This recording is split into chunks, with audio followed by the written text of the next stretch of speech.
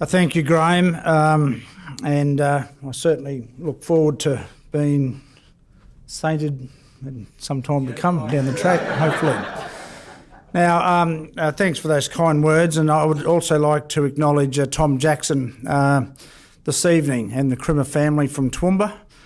It's great to have you here, and your history with the McElwraith story is one that is certainly worthy of talking about. Now, I should also acknowledge my wife, Liz. Where's Liz? Liz is at the back there.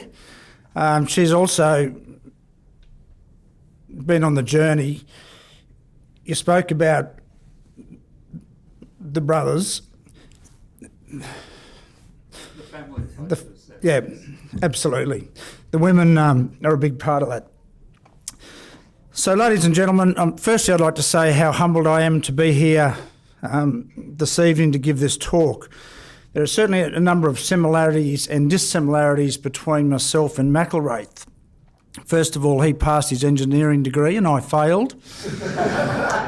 He loved politics and I generally don't care for it too much.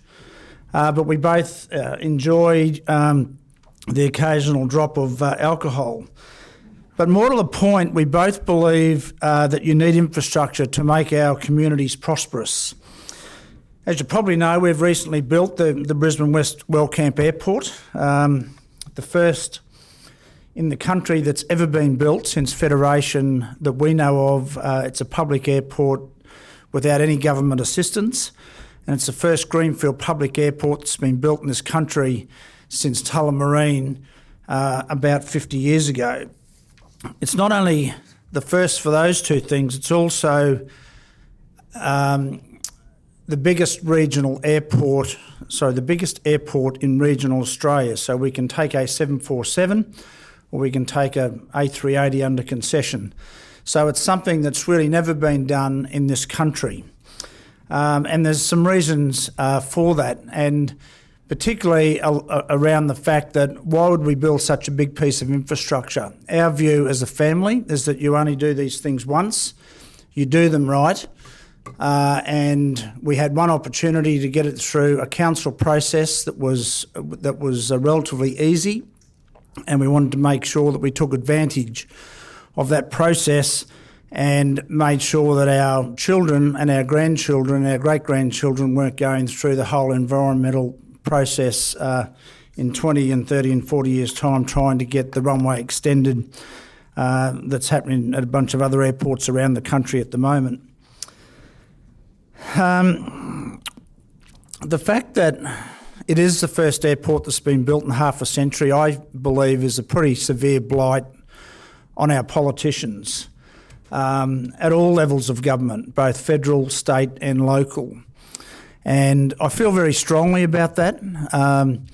I just can't really accept that in half a century that there hasn't been that level of infrastructure built in this country. I have a few passions in my life, but the one I'm going to talk about tonight is that I strongly believe that in order to really make the community a better place to live in, we need to have the passion and the purpose to drive what we want to achieve in life, to leave the world a better place than how we found it, whether it be in business, community or in family.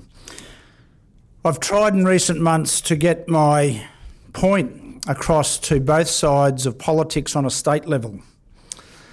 And given that our political situation in Queensland and at the moment is quite a disastrous situation in my view, and that's particularly around the fact that no one party has got a mandate to govern. And really, from my point of view, I don't really care who is in power. I have a view, but it's important that they have a mandate to govern, and we don't have that situation in Queensland. And I sat beside a minister, one of the current ministers at lunch last week, and he started to allude about the fact that he wanted to be able to get some bipartisan support for different projects around the state.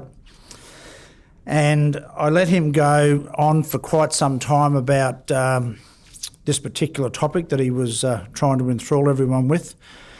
And then I sort of said to him, listen, my view is, for better or for worse, and I've said this to both sides of politics, is that until you people behave in a fashion and until you make decisions for the right reason rather than for the wrong reason, you've got no chance of getting any bipartisan support or in fact support from the general public.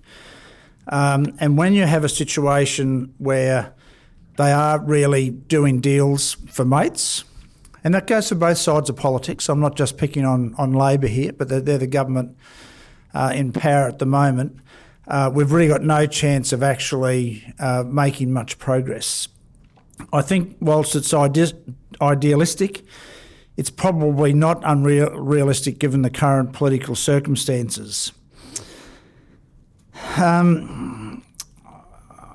I think we need to make a step change, and in order to make a step change, we need to really look outside the box, and we need to get some bipartisan support for infrastructure projects in particular. I'm personally of the view, by the way, that we should work with whichever political party is in power in order to get the best outcome for our particular regions.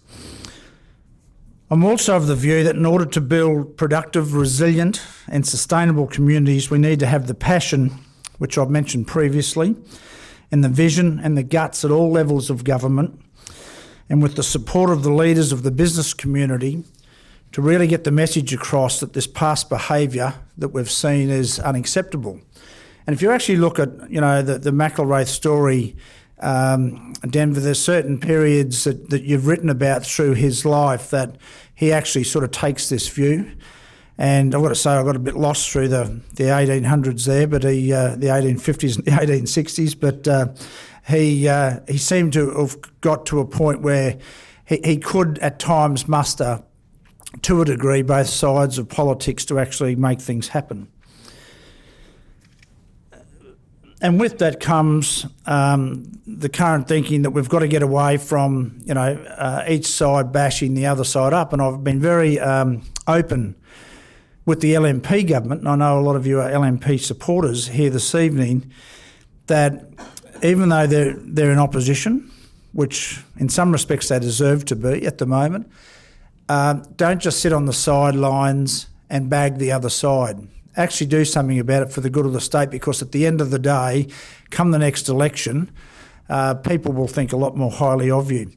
And if you look at what Shorten has done in the last week or two with this turn back the boats debacle, they've seen the error of their ways to a degree, and even though it's got a lot of whiskers on it and a lot of conditions that come with it, at least it's a step in the right direction to actually get some basic stuff happening in this nation. I must say, though, in Tony Abbott's case, I'm very disillusioned as to the performance of his government, in particular, given that he calls himself the Infrastructure Prime Minister.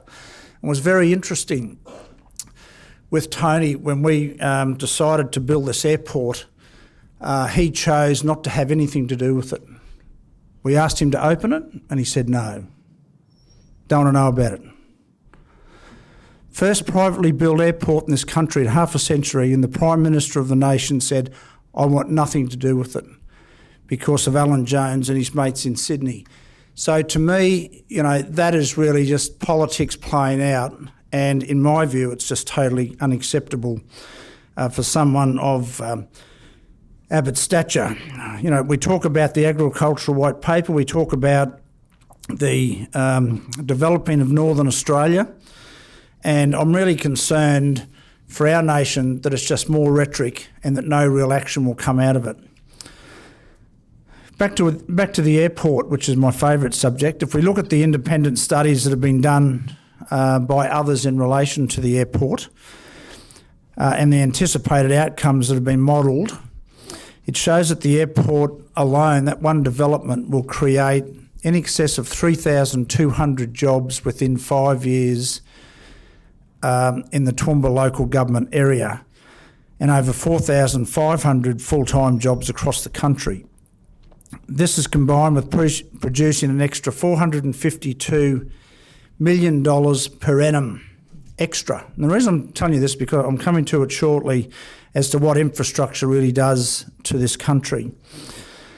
I expect within the next 6 months, and one of my bank managers, Bart Doran's here, so I've got to say the right thing because I've been telling these credit boys this. But it is true, Bart, so don't worry. We expect to have dedicated freighters, jumbo freighters running out of Toowoomba. Whoever would have thought we would have had a jumbo jet out of a Toowoomba airport to Asia and the Middle Eastern markets within the next 6 to 8 months, carrying chilled beef, dairy and some horticultural products, and we're well down the track with those negotiations. This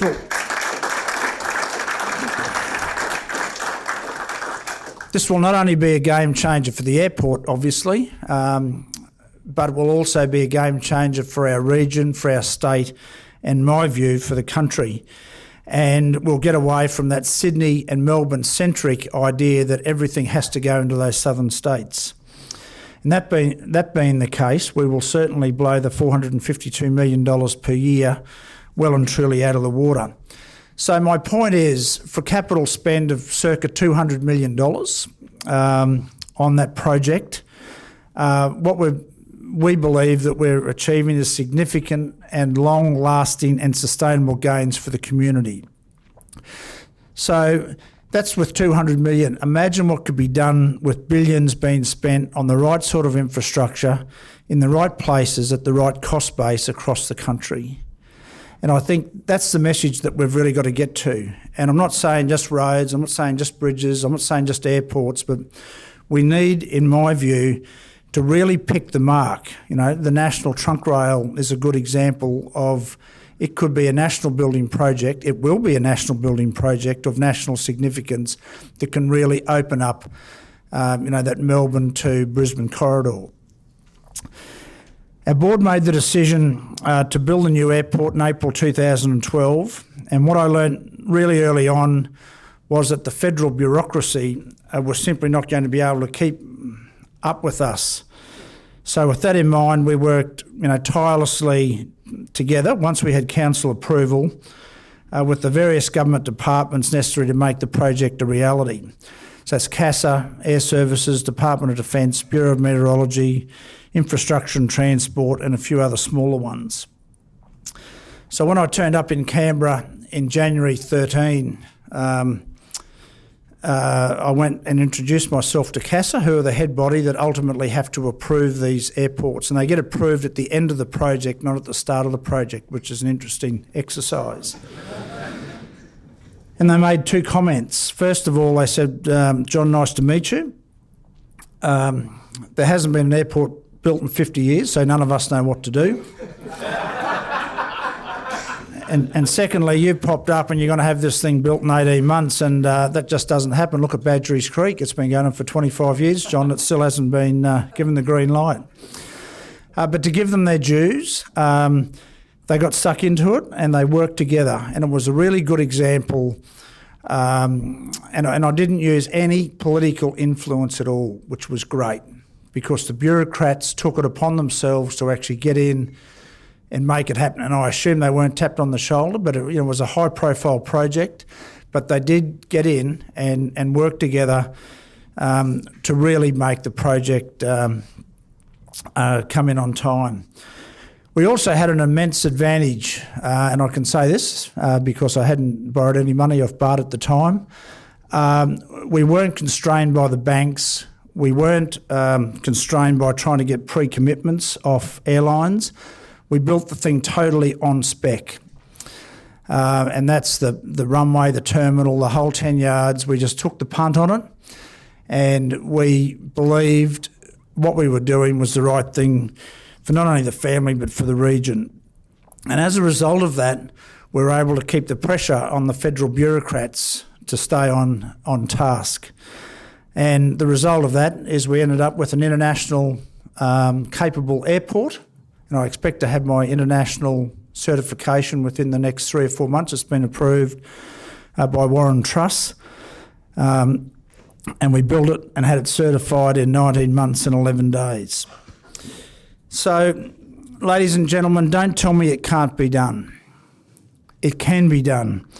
We don't need report after report by governments and councils. We need leadership, we need action and commitment, but above all, vision. We have an unfortunate attitude, I think Graham mentioned this before, in this country, that there's always a reason why you can't do things rather than why they can be achieved. And I think what we need to do is have a total mindset change of what's the right thing for the community as a whole.